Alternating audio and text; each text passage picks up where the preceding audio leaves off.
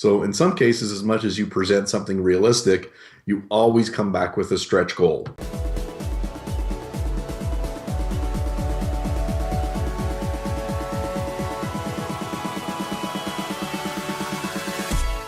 Hello, Sales Nation. I'm Will Barron, host of the Salesman podcast, and welcome to today's episode. On today's show, we have Stephen Rosen, who is a verified 100% sales expert. And on today's show, he's explaining and sharing with us why sales reps fail to hit targets, so we can see if there's any trends, and we can edit those trends out of our game to increase our chances of success in sales. You can find out more about Stephen over at starresults.com. And with all that said, let's jump into today's episode. Hey, Stephen, and welcome to the Salesman podcast. Glad to be here, Will. Thanks for inviting me, and I look forward to speaking to Sales Nation. You're more than welcome, sir. I'm glad to have you on. And today, I want to dive into a topic that for the sales professional, it seems like it's just plucked out of thin air on occasion, but I'm sure there's method to the madness of all of it, and that is sales targets. And then we'll come on to why sales professionals don't hit them. But where I want to start with all of this is, where do they come from, Stephen? From a salesperson's perspective, and let me give you anecdotally where I feel they come from. You can tell me if I'm totally right or wrong with this, in that clearly the company needs to make so much revenue to hit, if it's a public company, kind of set targets, or if it's a private company, to at least pay wages and be profitable. Right. And I can only assume that it kind of gets chopped up from there into sales managers, who then chop it up into territories based on, what's happened in the past and on the sales professional. But it seems like there should be a science to this. It can't be as simple as that, can it? Well, there is a science to it, depending on what industry and how much data you have. But, I was a VP of sales and marketing many moons ago. And I remember around this time of year, probably a little bit earlier, we spent probably a month or two building brand plans, getting ready to present to senior management of a multinational company. And, as the marketers come up with, and they look at trends and they see where their products are going, we come up with, what we think we can hit. And of course, try to back that up and support it. And as you said, the corporation has to make a certain amount of money. And it gets split up between country. So in some cases, as much as you present something realistic, you always come back with a stretch goal. I mean, that's the nature of business. And, you cry and you bitch, and you really try to get it pushed down, and you bleed on the table. But at the end of the day, is as much as it's bottom up, a lot of it does come top down. We need $5 million more. Where are we going to put it? And so, sometimes it's hard to explain to the salespeople, well, we got pushed on a number, even though we tried to make it realistic, or as realistic as we can. And then, as you said, there is a process, even for the marketing folks, when they develop their trending. You look at, your last 6 months, where are you trending? Where are you going out? Especially if it's repetitive sales, if it's new sales or new products, it's a little more tricky.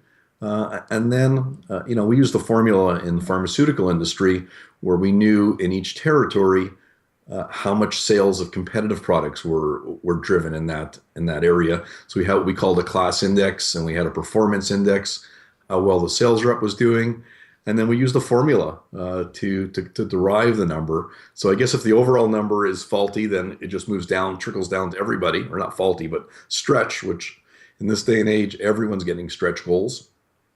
And then it's left to the sales manager to be able to, we used to give them some guidance as to what we suggested, but sometimes they knew a little bit more between salespeople where they were going to put it, if there was changes in territory. So we try to do, we've tried to make it very scientific.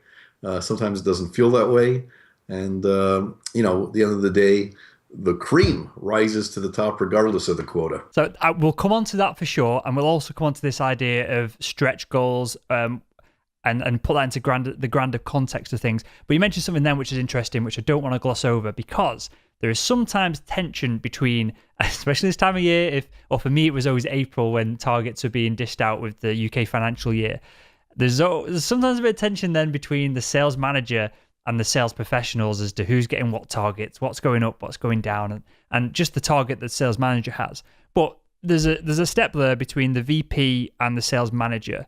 And clearly, the sales manager is fighting for the smallest target possible because that makes their job easier.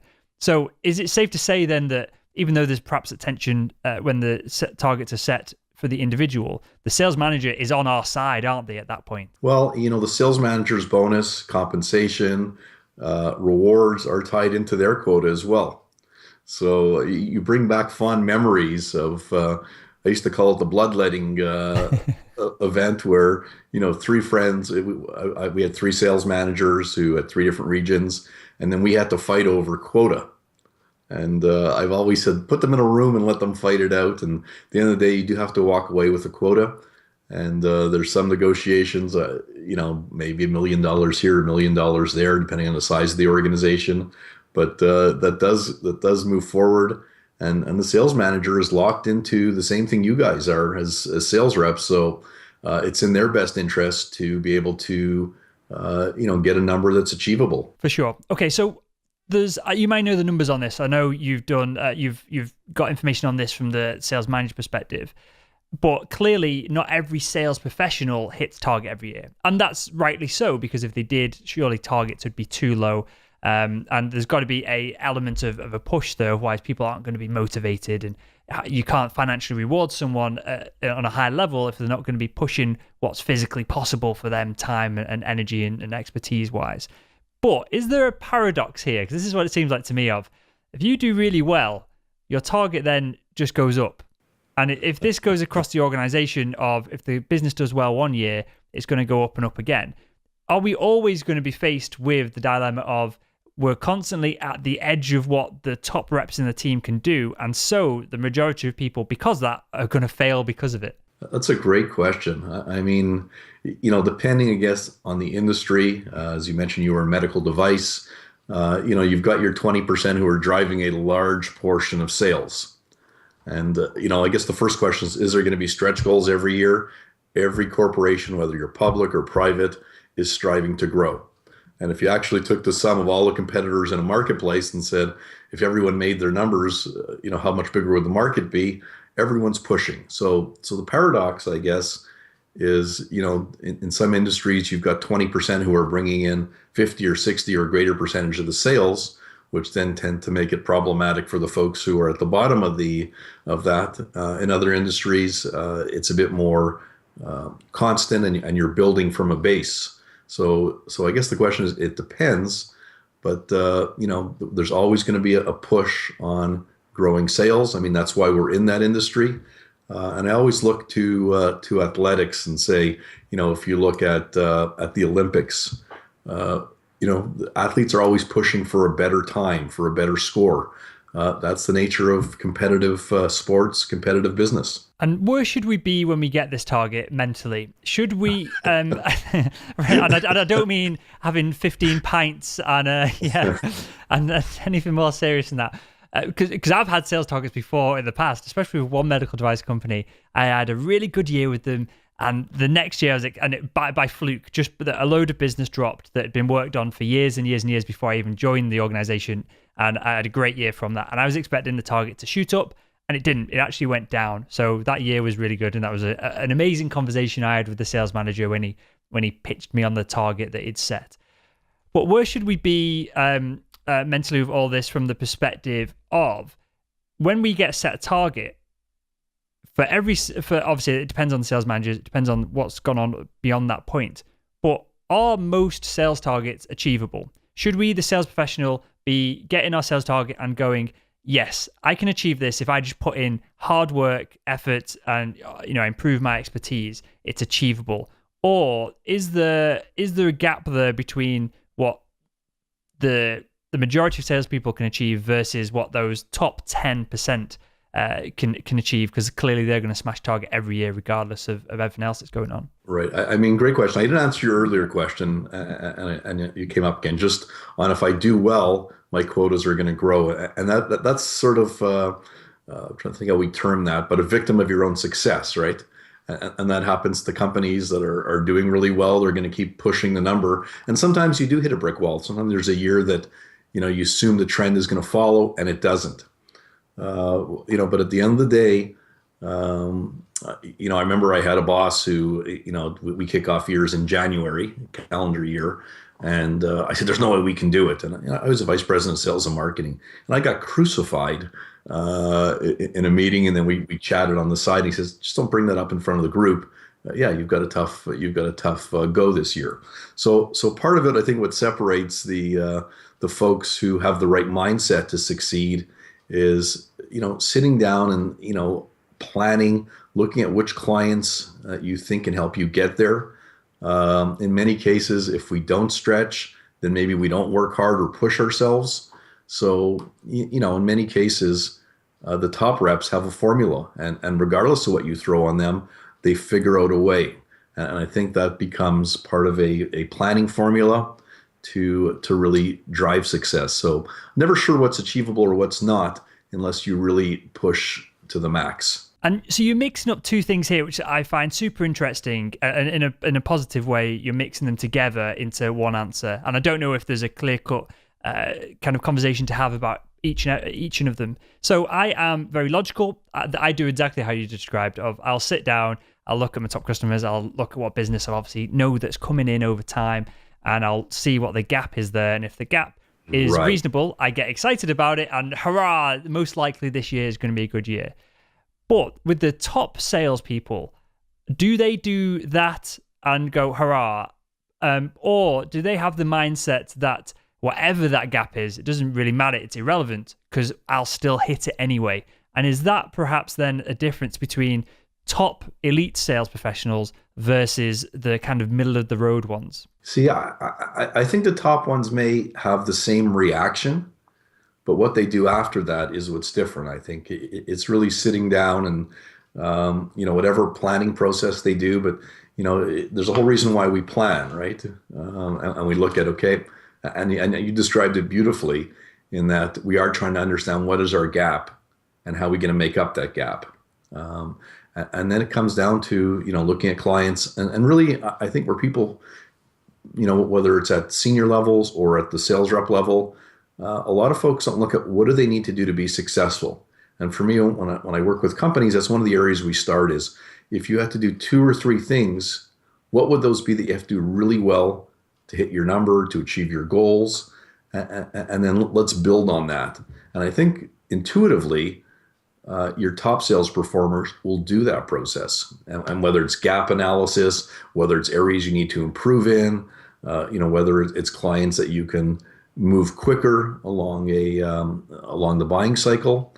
I think the difference is that the top reps will actually but actually sit down and figure out what they need to do. It's not just because they're top reps, it's because of the mental process they go through, figuring out how are they going to fill the gap and then staying focused on the course.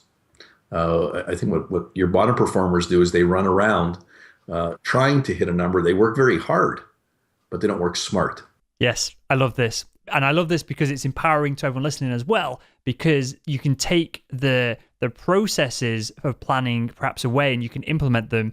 And it's a simpler, it's simpler, but not necessarily more easy than changing your mindset or your beliefs or your ability to be positive and all these kind of things that affect salespeople as well. And I know you've got a focus, Stephen, on the fact that a lot of sales management go into sales management and they just get dumped in there. They've not got any training. They're not given the skill sets to thrive in that management position a lot of the time. And I've seen this with colleagues that I've had in the past as well. They've been excellent salespeople. They wanted to take the next step. So they've got into management and then they've just floundered and failed and gone back into one in particular that I'm good mates with now, went back into sales and again is back into that position of thriving, earning great money and having a good time doing it. But clearly, salespeople themselves are thrown into the fire a lot of the times when they first start a new job. They're perhaps given a bit of product training, wishy-washy sales training. Doesn't help that all salespeople think that they're amazing salespeople and they don't think they need any training. Of course, this doesn't apply to our audience because they're actively seeking out a podcast like this. But for the salesperson who's been dumped into the sales role, similarly to management that it happens to, is this ability to plan, is this skill set something that people have innately, or is it something that they should actively learn? And then we can perhaps talk about the steps of it there next. Yeah, that's a really good question. I would assume it's a process that people learn and refine. Some people may be good at it. They're very organized. They're logical thinkers like yourself, and taking that through a process of thinking where you're going to allocate your time, your resources, and where your opportunities are. But I do think, and I do work with sales managers, and sometimes sales managers don't really understand that because they haven't been trained. But helping your reps through a planning process, and I think more companies are insisting that salespeople put together a business plan because your territory is a franchise, and brings in, whether it's two, three, four, $10 million. There needs to be a certain level of thinking, and then putting it to paper, which is planning, to really help it be successful. So, Stephen, you're coaching a sales manager here into how they should coach an individual salesperson to plan better. What would be the kind of one or two biggest, most impactful things that you'd tell the sales manager to coach that sales professional to plan better over the course of a 12-month period, which most of the B2B salespeople listening, they're kind of in that bubble, I think. So where the coach comes in, one, I think, for example, and I'm just going to sort of go a little bit linear here, to ask a sales rep to be a really good salesperson without a selling model or selling process is hard to do, because anytime you put a process in place, you tend to get better results just because you're going step by step. So when it comes to planning, actually, I'll work with companies just to help them build planning processes for their salespeople to actually go through that process. So number one, if there is a planning process, then you can work with the salesperson to look at the outcome that they've come up with and question them. And as a good coach, it's really about facilitating, asking thoughtful questions to help the sales rep get better at what they're doing. Again, coming from an assumption that most people have the answer to their problems, but don't necessarily ask themselves the right questions. If you don't have a planning process, or even a template that's 1 page or 5 pages, then I think, hey, look up those resources and look for a template that works for you. But certainly, if you have a process, then the sales manager's job is to really coach them by asking effective questions, challenging them, and getting them to think and come up with their own answers. Cool. I want to go back to something you mentioned earlier on in the show, and we'll perhaps wrap up this segment of the podcast with this, in that you said it's important that salespeople know the 1, 2, maybe even 3 things that are push that have the biggest impact in what they do day to day. So there's a book written about this. We've had the author on the show. It's called The One Thing. I rave about it all the time. Okay. My one thing is to increase the numbers of downloads that the podcast gets. The more downloads it gets, easier, counterintuitively, easier it is to get sponsors on the show, easier it is to get exposure, snowball effect. And so that's my one focus. My one thing is going from 10 to 20,000 downloads to hundreds of thousands of downloads a day. What are the most common 1 or 2 things that sales professionals should be focused on to hit their target? It seems like a super simple question, but I think the questions like this can have real impact and real long-term and lasting effects if you answer them correctly. Okay, great question. And I'm actually going to go find that podcast, because one of my beliefs is that companies tend to get too complex and they're doing too many things. And to me, focus is one of the key factors for success. So if you do really good thinking as to what are the things you need to do to make yourself successful, and you do them well, I think you're going to be successful, as opposed to trying to, be a jack of all trades and a master of none. So focus, some of the key things that reps could focus on is, am I targeting the right clients? Have I figured out who the key people are that are going to bring in my sales numbers? And I think that's a first starting base, by looking from a customer perspective, is where you're going to spend your time and your effort. And as you've said, your goal is to go from 10 to 20,000. It's very clear, and you stay focused on that. And that's really where, the whole concept of focus and success, I think, are really tied well together. So who are the key clients I'm going to target? What are the key industries, if you want to look at it that perspective? What are the key things I need to do to be successful? Maybe it's improving my product knowledge. Maybe it's improving my selling skills, but really taking a hard look at what you can do that's going to make a positive impact on your performance throughout the year. Definitely. And from the medical device days, the company's one thing and the biggest focus was on more product demos. They had data. Well, I assume they had data as opposed to it was a hunch that the more product demos that happen, because there's a lot of friction to get in. I used to sell endoscopes, endoscopy cameras, so it's the friction of getting a camera stack, camera system, and the scopes into a theatre to be used. If you've overcome that, you've got a good chance then of the surgeon picking up. And I've only ever worked for the best companies in the industry, so they pick up the equipment, they love it, and then they're finding the money then to buy it because they want this new toy. But I didn't take that route. My route was my one thing was to spend at least an hour just chilling out with a surgeon and not talking about business every single day. So at the end of my day, I would drive to a hospital where I either had good relationships with someone and just sat and chatted to them about football or surgery or the kids or whatever it was.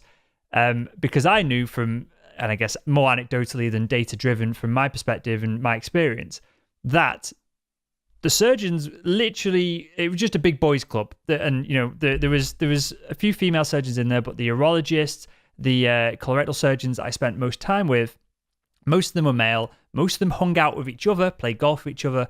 And so if you were the rep that spent a lot of time with them, just hanging out, not talking about business, the deals would just come to you as opposed to you actively having to sell to them. So that was my one thing. And that's what I spent a lot of time doing when I was in medical device sales. Well, if I can share a story with you. Of course. It goes back to days when I was VP of sales. We hired a rep that was completely green, just out of university. And we sent him to a territory that was no one really wanted to cover. And he's a very smart kid, and he's progressed. And one of my proud stories, I still see him on a regular basis. And we had an annual trip for the top 10% of salespeople. And I remember as VP of sales, I was at the airport, and this young man strolls in, and I said, "What the hell are you doing here?" He says, "I won." I said, "I know you won, but why did you win?" And he said, "Well, I spoke to one of our top reps and said, what do I need to do to be successful?"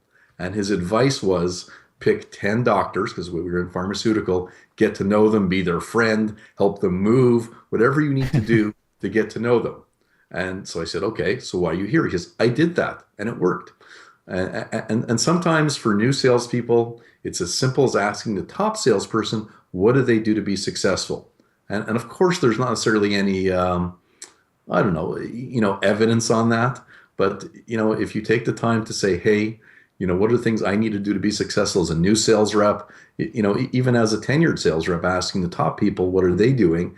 And then the key is implementing it, right? It's good enough to know what the critical success factor is or one thing you can do to separate yourself, but then really doing it and living it. And he'd give an example that he actually helped some doctors move. They were single doctors and they're moving from one apartment to another. He went out on a Saturday and a Sunday and helped them move buildings. And relationship is certainly a good part of success, depending, of course, on the industry. Definitely. And final thing before we run through some quick fire questions: what percentage of salespeople that don't hit target regularly, so this perhaps cut out the top 20%, what percentage of salespeople that don't hit target recently do you think know all the answers, know what they need to do, and there's trouble, they struggle with implementing?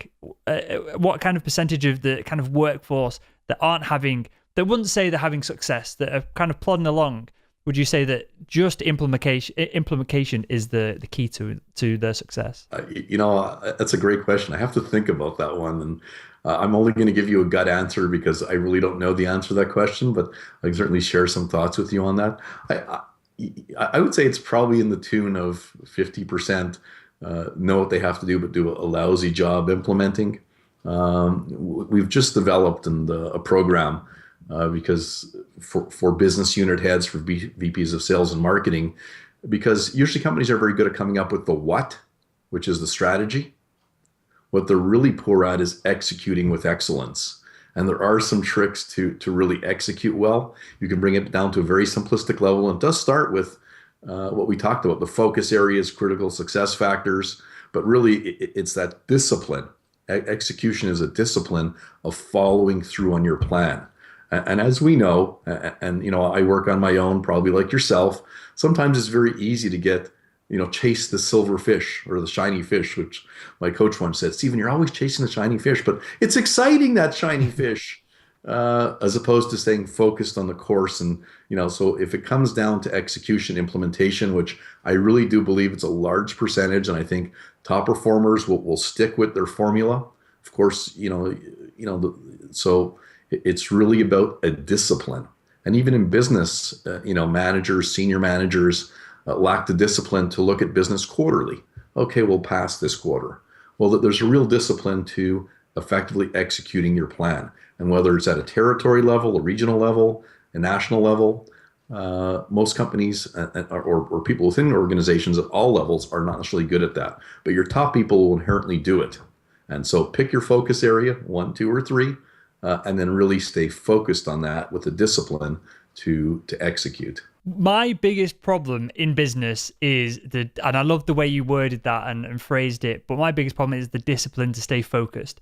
I've got this, I'm waving it around for anyone watching on YouTube. You'll be able to see it. If you're listening to this on iTunes or on your Android phone, you can't. But essentially, just before we got on the call, I'd spent all morning refocusing myself to not create big blog posts, to not create infographics, which I know are working well for people in the industry, to not do all this stuff, and to just focus on what I said I was going to do 2 months ago. 20,000.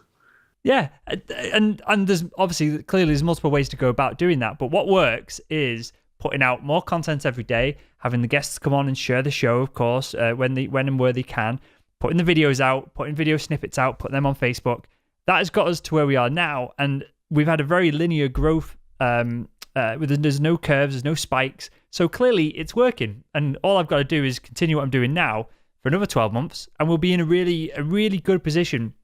One of the biggest one of, if not the biggest B2B show on iTunes. Never mind just a big podcast in general. But yet, actually, still, the biggest. Don't be shy. The biggest. Maybe in B2B, not the biggest on in the podcasting world. No, within your arena, right? It's within all the about arena, the focus area. Yeah, you've got it nailed. Niching down is something that I'm super passionate about, and focusing on that front. But as I said, I literally had to do it this morning because I had all these crazy ideas and these creative ideas, and clearly you just got to do what it works. Have you got any hacks on that, Stephen? Just before we wrap up, of how to stay focused and how to stay disciplined when you know something's working. How do you turn off that creative part of your brain and just focus on the core fundamentals? Okay, that's a great question. And I'm a strong believer in focus, and I just tilted my screen a little bit, so I don't know if you can see what's behind me. Yeah. There you see right here. That's called my focus board. Okay, I forget what size it is. It's probably 4 feet by 3 feet. It's up in my office. I can see it every minute of the day when I'm in the office. And really, to stay the course and to stay focused, I believe we respond visually. And I used to do this when I was head of sales. I would have a board in my office, and I'd have our critical success factors up there. So, because when people come into your office, they look at these things. What's Stephen thinking? But what I suggest to many people I work with, almost everybody, is to have a focus board.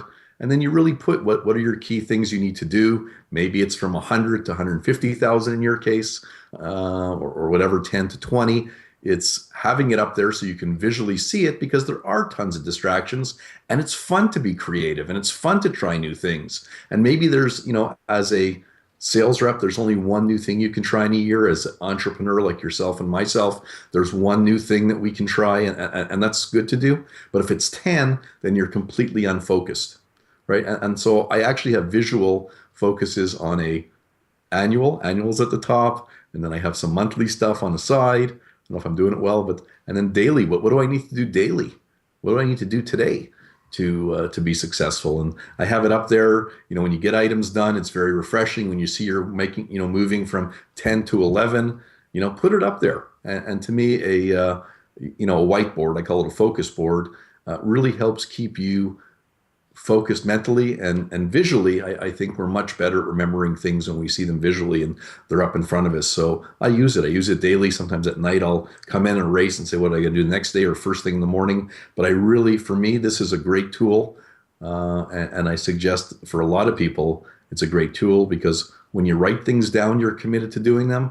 when you visually see them, when you're getting distracted, because it's very easy to get distracted with your computer, with phone calls. This keeps you focused daily, weekly, annually. I love it. I know exactly what my problem is now after you describing that. I've got my quarterly goals and I've got my daily goals, and there's a gap in between. So perhaps I need to narrow it down to monthly, perhaps then even weekly. As I said, we've got this very linear growth, straight line growth. So it would be very easy for me to set a target of 3,000-4,000 more every couple of weeks or so to kind of focus down on that. And with that, Stephen, I've got a couple of questions that I ask everyone that comes on the show.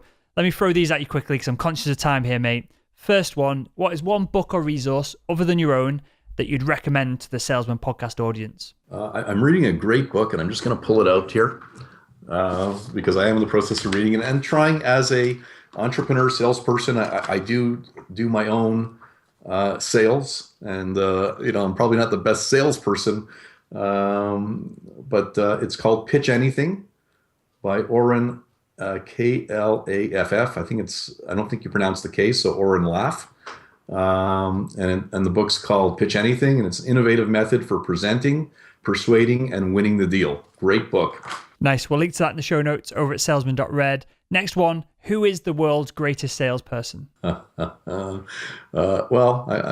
sure of that one, but I do love Anthony Robbins. So as an easy answer, not to get stumped like some U.S. politicians who get stumped on questions who the best world leaders are. I do love Anthony Robbins, and I think he's a promotional masterpiece. Not only has he got good sage advice, but he's got quite a machine there. I agree. I think if you did a sell-off, if you went head-to-head with whoever you want and Anthony Robbins or Tony Robbins, I think he would crush pretty much anyone. And then if not, he's that big and huge and his hands are that massive, he could probably physically crush them in real life if he wanted to as well. 100%. That's good. Next one, what does the first 60 minutes of your day look like? Well, outside, I need to have a coffee when I get going. And in many cases, if I don't do it the night before, it's what do I need to do for the day? And in many cases, what I try to do as both a sales, marketing, I also have to deliver on stuff. I make phone calls first thing in the morning because that's the best time to reach people. Do you do it first thing in the morning to get it out of the way as well? Or is it purely that you can grab attention at that moment in time? You actually once in a while do get someone to pick up the phone. So I think strategically that, there's a couple times during the day, if you are going to make phone calls, then you do that. Sometimes I actually, will do that for a half hour and then go to the gym, get myself pumped up for the day. Right. But I really do think, and your point is well made. If you can cover off the 2 or 3 things you have to do in the day, first thing in the morning, then you're rocking.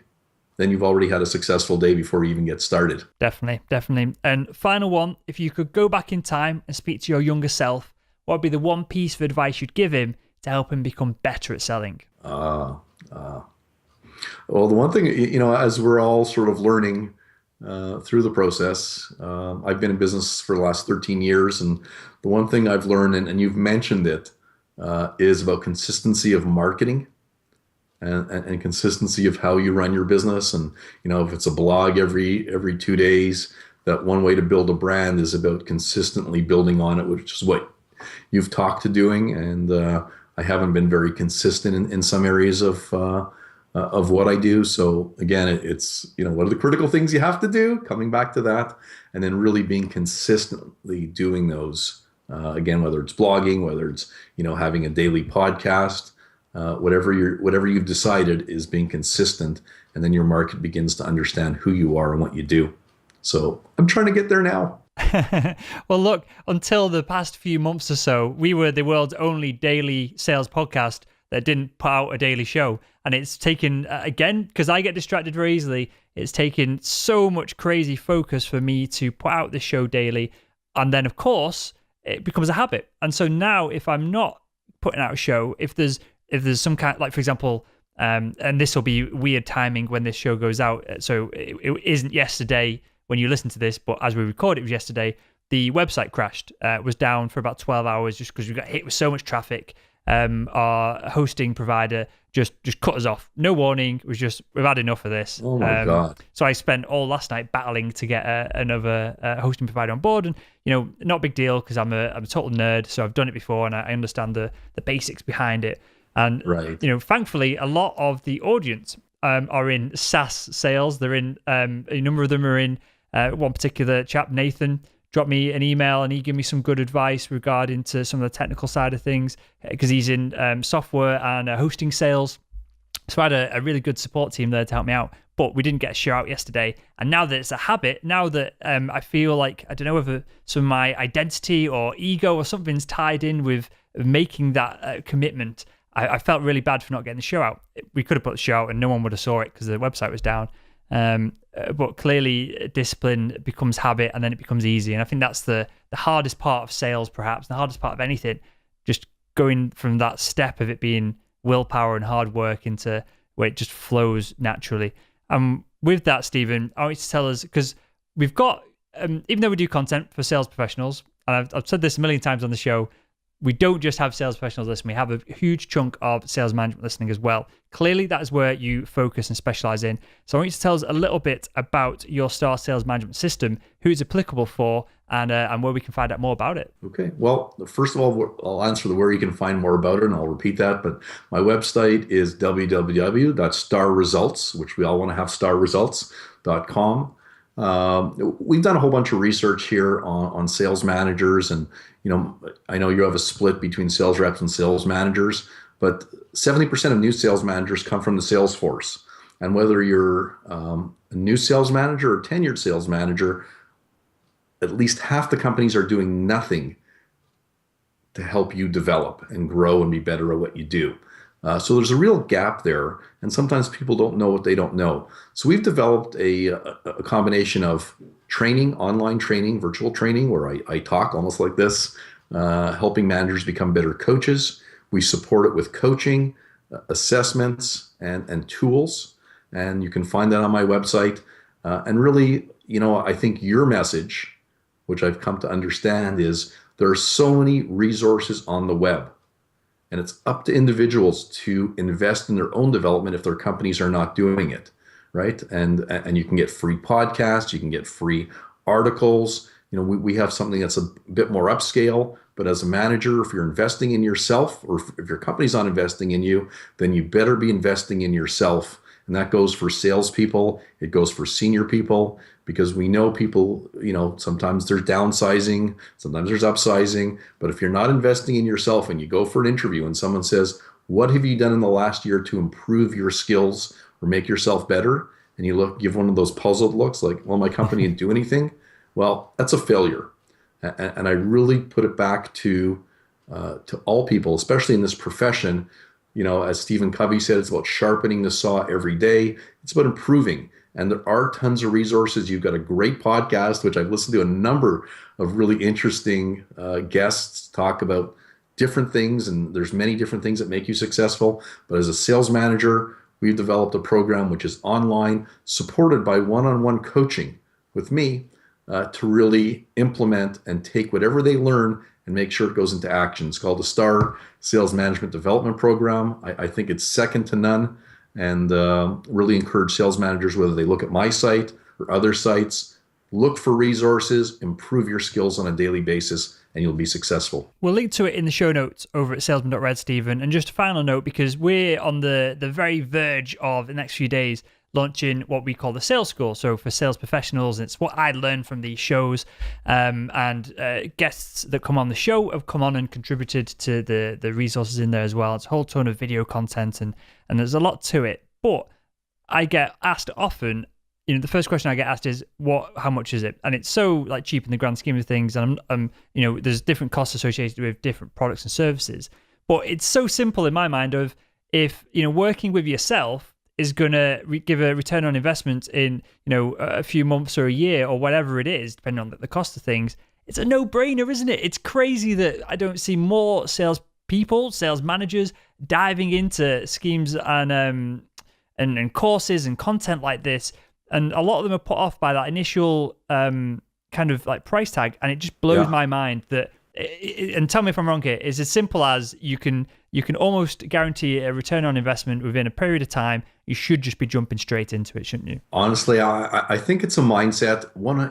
I actually had one client who just moved into a new role, and I said, if I don't deliver you 10 times the value in the first 3 months, I don't offer this to everyone. You don't pay me because I know I can deliver you, at least 10 times, what you're spending in terms of value. I also know the company very well, but, I was, as you were talking, I was thinking, I'm in Canada where we have socialized medicine, right? And sometimes there's waiting lists for some important tests you need to do. There's a mentality in the country that, well, we don't pay for medicine. Well, my mentality is if there's a cost to getting a better outcome for yourself, for your health, then you need to invest in it. And I think, within the sales realm, whether sales rep, sales manager, sales executive, there are tons of upsides if you're improving your performance in terms of bonus, rewards. And if your company doesn't see that, you have a couple choices.